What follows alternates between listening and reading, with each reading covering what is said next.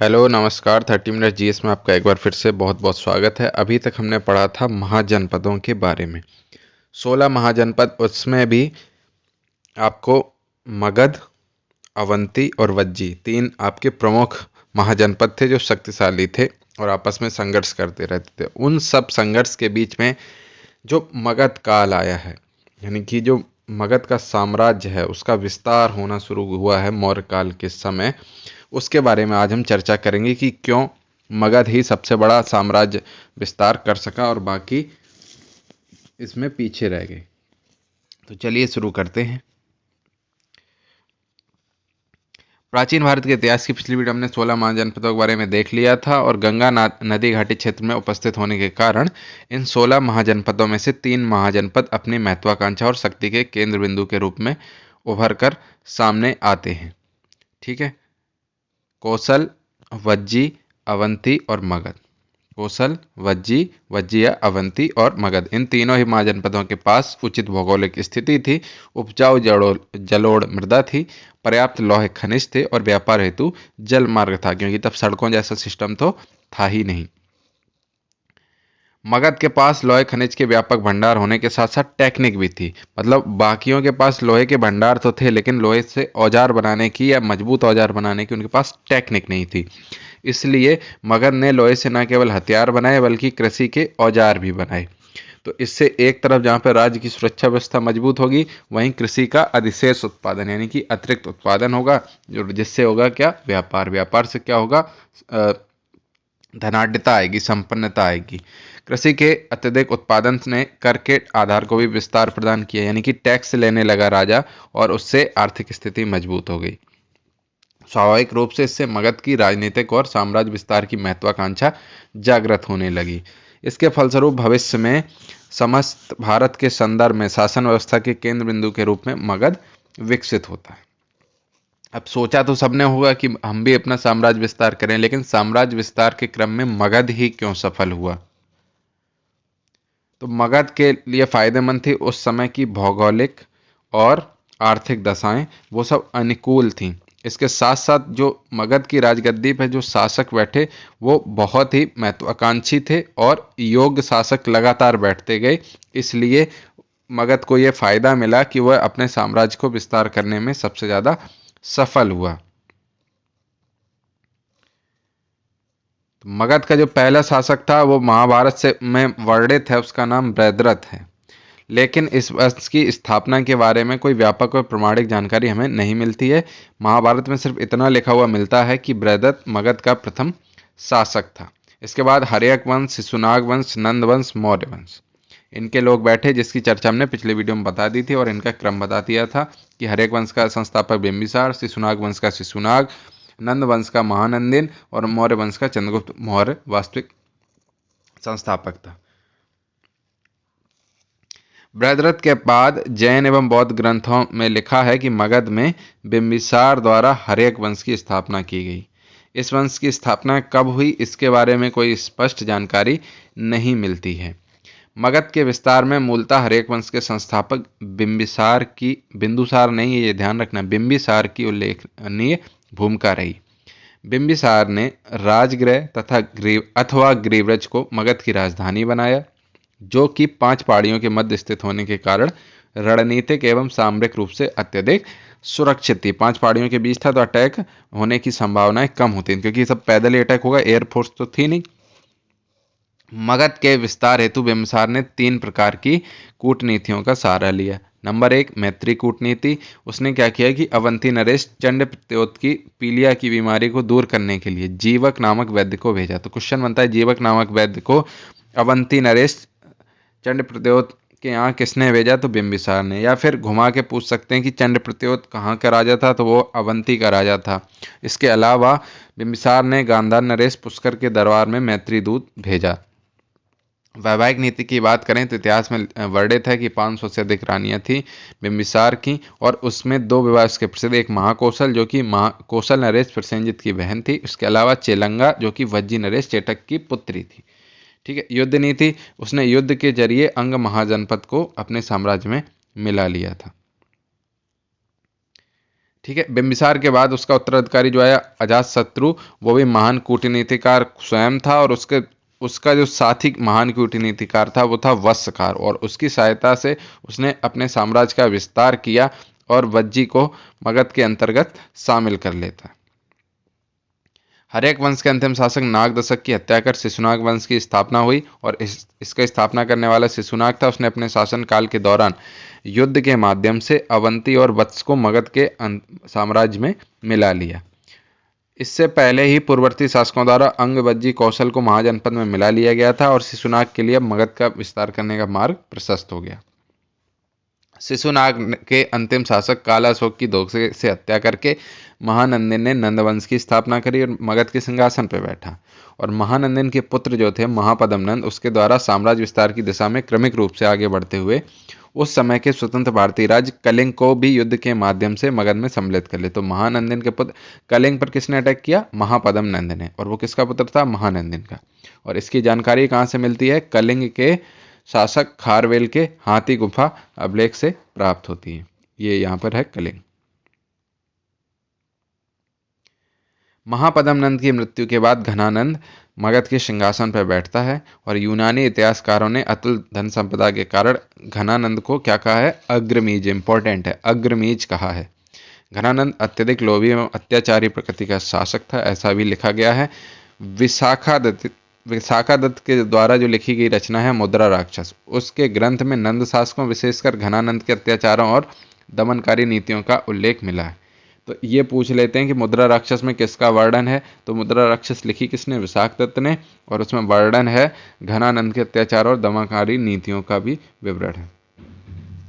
अब मुद्रा राक्षस की बात कर लें तो विशाखादत्त ने मुद्रा राक्षस की रचना की, लेकिन कौन से काल में की, यह याद रखने वाली बात है। लिखा उसमें वर्णन मौर्य काल का है, लेकिन रचना हुई है गुप्त काल में। और मुद्रा राक्षस के टीकाकार थे ढूंढीराज। इस ग्रंथ में नंदों को क्षत्रिय बताया गया है। मुद्रा राक्षस में नंदों को क्षत्रिय बताया गया है, एवं मुद्रा राक्षस ग्रंथ को भारतीय इतिहास का पहला शर्लॉक होम्स यानी कि जासूसी ग्रंथ माना गया है। और मूलतः मुद्रा राक्षस नायिका विहीन नाटक है, यानी कि इसमें नायिका नहीं है, नाटक है। इसके बाद आते हैं चंद्रगुप्त मौर्य। उसने चाणक्य की कूटनीतिक सहायता से घनानंद की हत्या कर दी और मगध साम्राज्य के अंतर्गत मौर्य वंश की स्थापना करी। चंद्रगुप्त मौर्य के शासनकाल में ही भारत में एक अखिल भारतीय साम्राज्य की परिकल्पना यानी कि एक अखंड भारत की परिकल्पना साकार रूप प्राप्त होता है।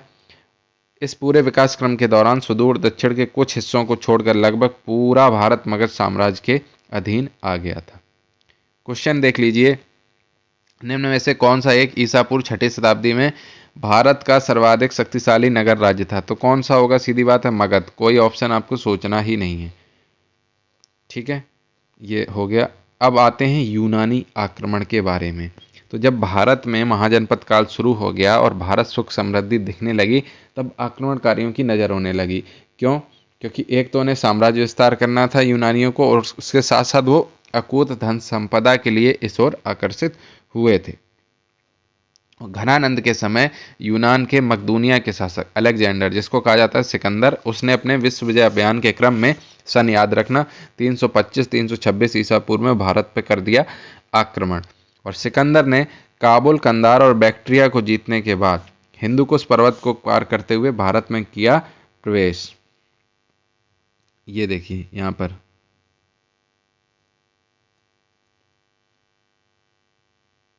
ये हिंदुकुश आपको दिख रहा है, बैक्ट्रिया। ठीक है, हिंदुकुश को पार करने के बाद सिकंदर ने प्रवेश किया कहाँ पे? तक्षशिला में।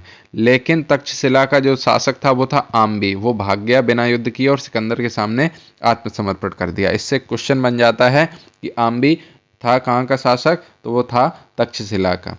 इसके अलावा आम्बी ने सिकंदर को भारत में आक्रमण करने में निमंत्रण भी दिया, और इसलिए आम्बी को भारत का पहला देशद्रोही शासक माना जाता है। उस समय आम्बी का तत्कालीन भारतीय शत्रु कौन था? पोरस था, जो झेलम और चिनाब नदियों के मध्य स्थित पुरुराज क्षेत्र का शासक था। इंपॉर्टेंट है, पोरस बहुत महान राजा थे। अतः आम्बी ने सिकंदर को पुरु राज्य पर आक्रमण करने के लिए निवेदन किया। फलस्वरूप 326 ईसा पूर्व में सिकंदर और पोरस के मध्य भीषण युद्ध हुआ जिसमें सिकंदर की विजय हुई, किंतु पोरस की वीरता और युद्ध कौशल से प्रेरित होकर सिकंदर ने पोरस को पुरु राज्य वापस लौटा दिया।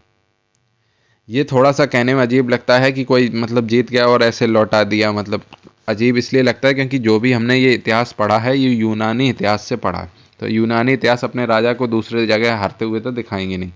ऐसा तो नहीं होगा कि जीतते हुए फिर कह दिया कि भाई आप ले लो, इतने लोग मर गए, कोई बात नहीं कोई बात, ऐसा तो नहीं हुआ होगा। तो अगर आपको पढ़ना है तो यूनानी इतिहास के अलावा भी और अरबी इतिहास भी पढ़िए तो आपको समझ में आएगा।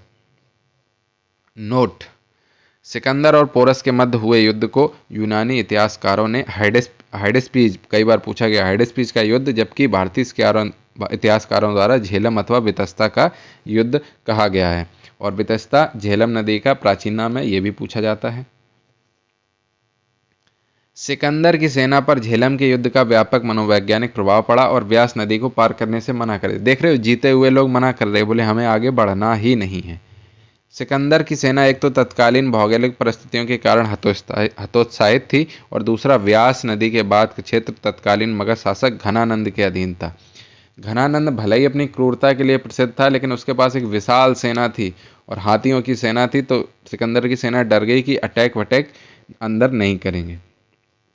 इसलिए सिकंदर की अपनी सेनाओं की भावनाओं को स्वीकार करते हुए वापस लौटने का निर्णय किया और वापस लौटते समय 324 ईसा पूर्व में सिकंदर की मस्तिष्क ज्वर के कारण हो गई मृत्यु। अब बात करते हैं मौर्य काल की, जो है 323 ईसा पूर्व से 184 ईसा पूर्व तक चला।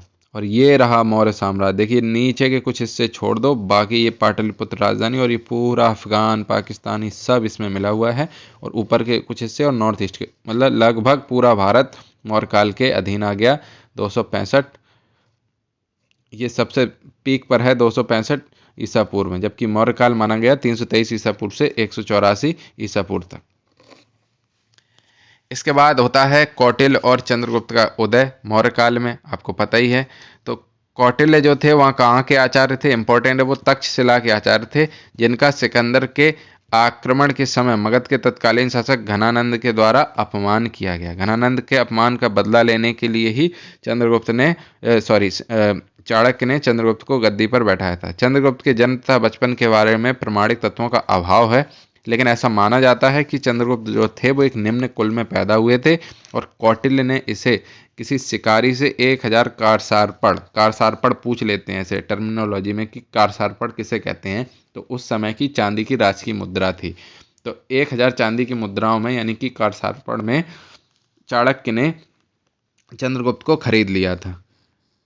कौटिल्य ने लगभग 6 वर्षों तक चंद्रगुप्त को सभी युद्ध एवं कूटनीतिक विद्याओं में पारंगत करने के बाद अंततः 323 ईसा पूर्व में घनानंद को समाप्त कर मौर्य वंश की स्थापना कर दी। ठीक है, 323 ईसा पूर्व में उसने मौर्य वंश की स्थापना की चाणक्य की सहायता से।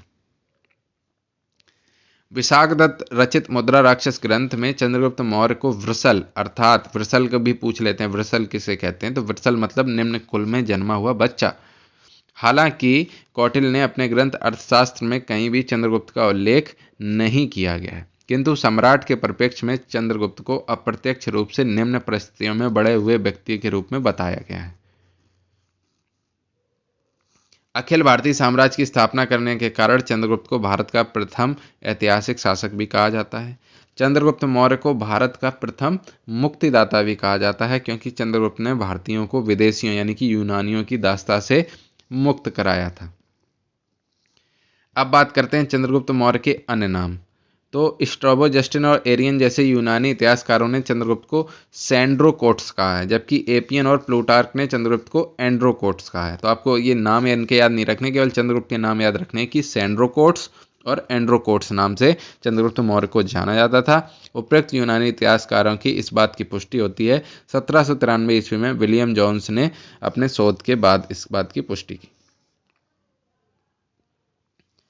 अब बात करते हैं सेल्यूकस निकेटर और चंद्रगुप्त के मध्य हुए युद्ध के बारे में। तो सिकंदर की मृत्यु जैसी हो जाती है 324 ईसा पूर्व में, उसके बाद यूनानी शासक सेल्यूकस निकेटर जो है वो भारत पर आक्रमण करने की योजना बनाता है, और यह योजना बनाई जाती है 305 ईसा पूर्व में, जब चंद्रगुप्त मगध का सम्राट पहले ही बन चुका था। तो अगर आपसे पूछे पहला यूनानी आक्रमण तो घनानंद के समय हुआ, उसके बाद दूसरा यूनानी आक्रमण हुआ चंद्रगुप्त के समय 305 ईसा पूर्व के आसपास। सेल्यूकस निकेटर और चंद्रगुप्त के मध्य हुए युद्ध में चंद्रगुप्त की विजय हुई और संधि के अनुसार चंद्रगुप्त ने सेल्यूकस निकेटर की पुत्री हेलेना से विवाह कर लिया। इस विवाह को भारतीय इतिहास का पहला अंतर्राष्ट्रीय विवाह माना जाता है और रिसेंट वाला प्रियंका चोपड़ा निक जोनास का माना जाता है। इसके अतिरिक्त सेल्यूकस ने चंद्रगुप्त को 4 प्रांत दहेज अथवा उपहार स्वरूप भी दिए। दहेज भी लिया भाई ने।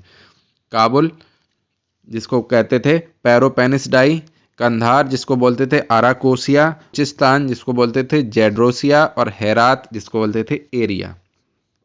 काबुल, कंधार, बलूचिस्तान, याद रखो, काबुल, कंधार, बलूचिस्तान और हेरात, 4 मिले इसको उपहार में। नाम भी पुराने उनके याद रख लो। यूनानी नाम, काबुल को बोलते थे पेरोपेनिसडाई, कंधार को बोलते थे आराकेसिया, बलूचिस्तान को जेड्रोसिया और हेरात को एरिया।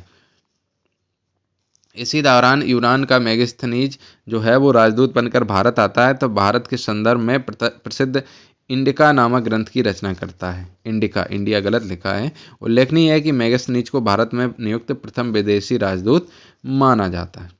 मेगास्थनीज की बात करें तो इसके विवरण से एग्जाम में बहुत सारे क्वेश्चन बनते हैं। तो सेल्यूकस निकेटर द्वारा भेजा गया है और यूनान का एक राजदूत था और ये रहा कब है तो 304 से 299 ईसा पूर्व के बीच।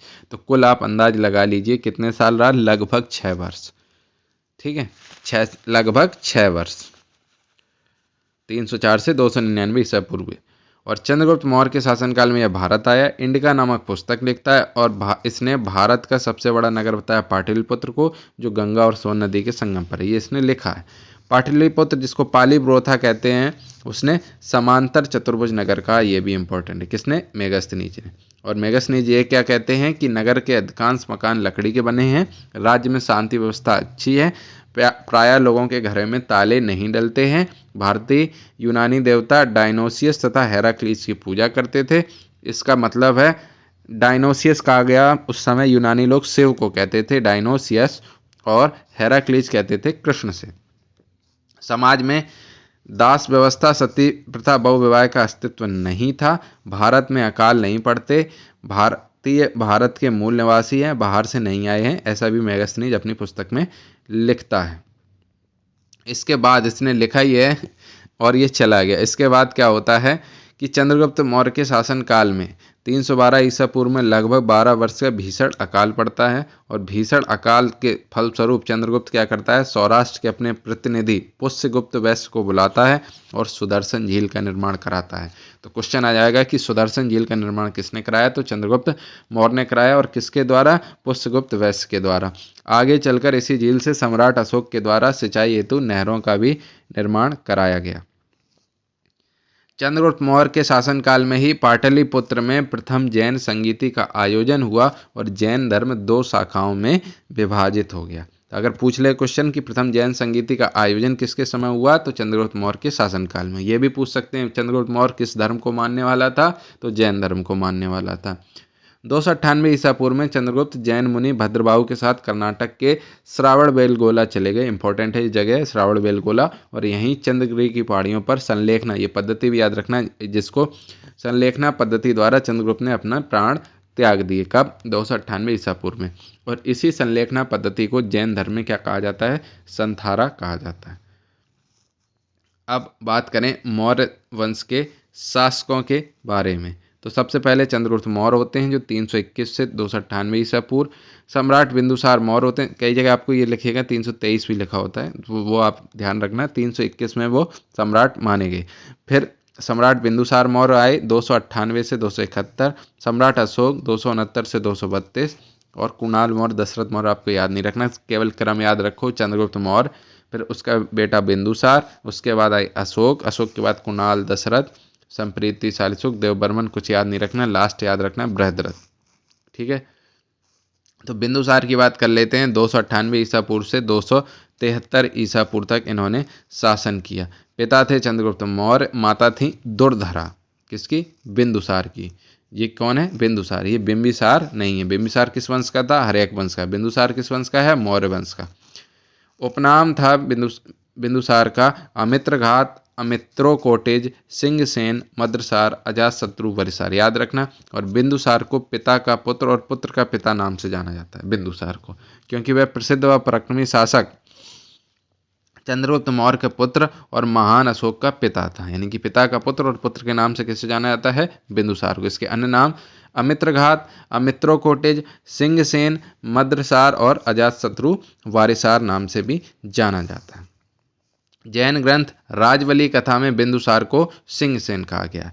बिंदुसार नाम पुराणों में भी प्राप्त होता है। बिंदुसार के शासनकाल में तक्षशिला के लोगों ने 2 बार विद्रोह किया। पहली बार विद्रोह बिंदुसार के बड़े पुत्र सुसीमा के कुप्रशासन के कारण हुआ। दूसरा विद्रोह के कारण अज्ञात है, पर उसे बिंदुसार के पुत्र अशोक ने दबा दिया।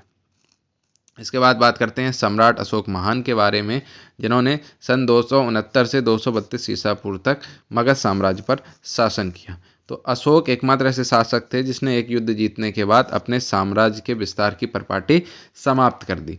वह पहला शासक था जिसने अपनी प्रजा से सीधा संवाद करने की परंपरा भी शुरू की। अब बात करें अशोक मतलब कलिंग का युद्ध जरूर आएगा। तो कलिंग के युद्ध की बात करें तो आज के तटीय ओडिशा को कलिंग नाम से जाना जाता था और उसने अपने साम्राज्य के विस्तार करने की मंशा से आक्रमण किया कलिंग पर और युद्ध में विजयी हुए। और इस युद्ध में 1 लाख से अधिक लोग मारे गए, उससे भी अधिक लोग बंदी बनाए गए और बड़ी संख्या में लोग बुरी तरह प्रभावित या विस्थापित भी हुए। उस हादसे को देखकर अशोक रह गया स्तब्ध और खून खराबे को देखकर अशोक का दिल पिघल गया और उसने प्रण लिया कि आज के बाद वह कभी कोई युद्ध नहीं लड़ेगा। फिर अशोक ने अपनाई धम्म नीति।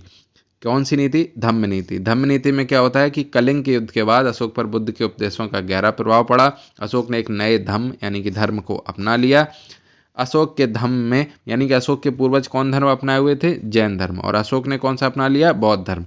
अशोक के धम्म में भगवान की पूजा का कोई स्थान नहीं था और ना ही उसमें कोई रीति रिवाज या फिर बलि का प्रावधान था, यानी कि कोई भी कर्मकांड नहीं थे।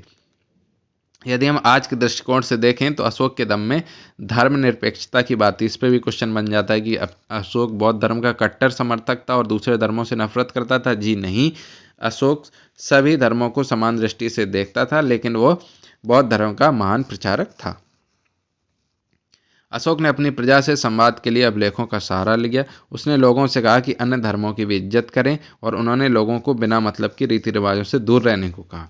अशोक ने ही धम्म महामात की नियुक्ति की, जिसका काम था लोगों को धम्म के बारे में बताना। इंपॉर्टेंट है, धम्म महामात की नियुक्ति किसने की? सम्राट अशोक ने। अब बात करते हैं अशोक के अभिलेखों के बारे में। तो अशोक ने पत्थर के स्तंभों पर अभिलेख खुदवाए ताकि लोग उन्हें पढ़ पाएं।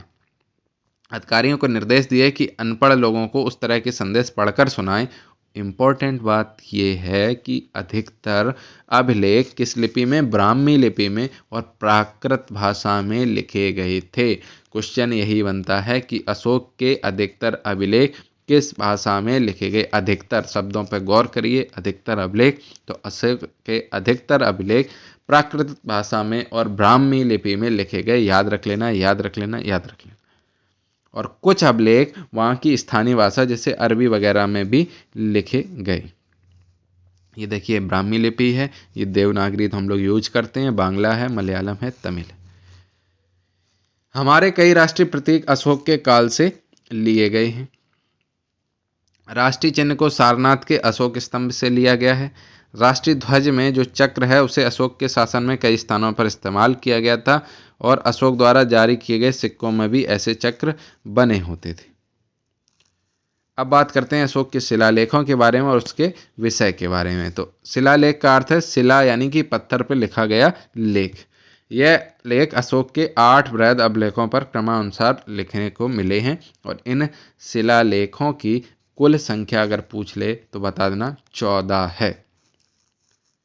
शिलालेख नंबर 1 जिसमें पशु बलि, अब यही पूछा जाता है क्वेश्चन कि किस शिलालेख में किसका वर्णन है।